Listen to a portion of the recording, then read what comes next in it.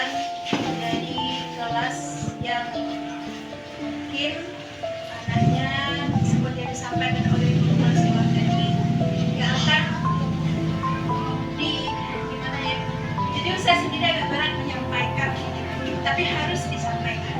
Mungkin akan dilakukan uji coba untuk naik ke kelas tingkat atas karena ada kendala dalam pembelajaran. Sementara rasanya bagi kami di sini sebagai guru sudah berusaha semaksimal mungkin segala cara untuk menanamkan konsep kepada anak-anak kita, karena anak bapak ibu yang diharapkan ke sekolah ini otomatis kami menerima di sini sudah kami anggap sebagai anak sendiri.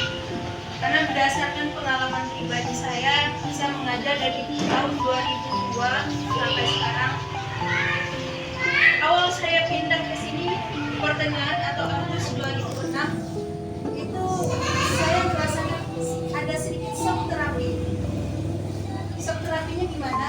Sudah banyak sekolah yang saya datangi, yang saya ajar, bahkan saya pernah mengajar di daerah yang kata orang keras, bahkan di sana ada gejolak agama juga di daerah Ambon dulu. Saya ke sana masalah gejolak keras, wilayahnya anak-anaknya keras, orang tua keras, tapi alhamdulillah bisa saya maksudnya bisa kita di sana untuk saling bekerja sama. Pas saya ke sini, disinilah saya menemukan anak sudah dengan kebiasaan saya sebelumnya saya lakukan, tapi tidak bisa. Di sini saya mencoba, walaupun itu berupa gertakan, menaik baju anak lagi.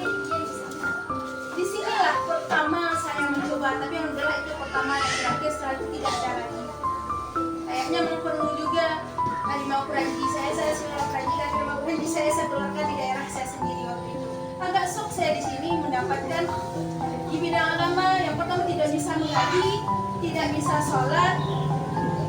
Itu saya dapati di kelas 6 itu, kelas tidak bisa ngaji, tidak bisa saya sholat, saya tinggalkan untuk remedi, untuk mengajar dia ngaji, dia pulang. Saya ajar sholat, menggigil badannya semua. Satu-satu bacaan salat di sini, kebetulan di lembaga ini juga dulu saya suruh baca, menggigil badannya, bergetar. Sampai akhir salam, sama begini tambah kuat satu-satu. Saya diktekan begini, sampai akhir salat, keringatnya keluar semua. Lemas dia, katanya ada yang lain di badan saya, karena saya selama ini di rumah tidak salat. Orang tua saya tidak salat. Anaknya itu yang awalnya saya tarik kerahnya, sedangkan materi sudah saya ringkaskan sesuai dengan kisi-kisi yang ada. Tidak perlu cari buku lain, nak. Tidak perlu kamu cari-cari arsip buku kelas 4, kelas 5. Cukup ringkasan materi yang kasih ini saya ringkas sesuai kisi-kisi semuanya. Ada kalau nggak salah 15 lembar waktu itu saya fotokopikan, saya bagikan. Tolong jangan keluar menghafal dari ini.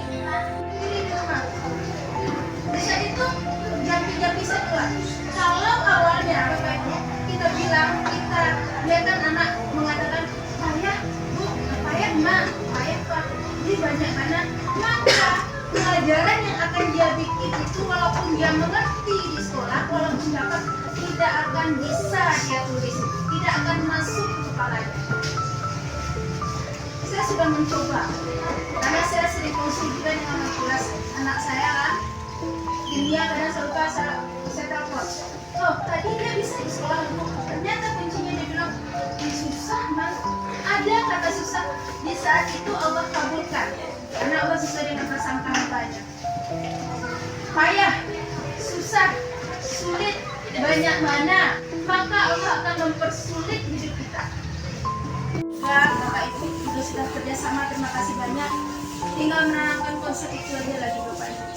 Jangan biarkan anak kita melontarkan kata payah, maleh, susah, lupa.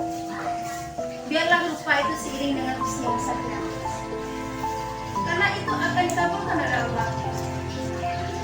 Karena kita kan sudah pernah biasa sama mendengar sejarah atau kisah kan, batu yang keras saja, batu gunung besar, ditokok, dia panoko, dia palu yang berat itu susah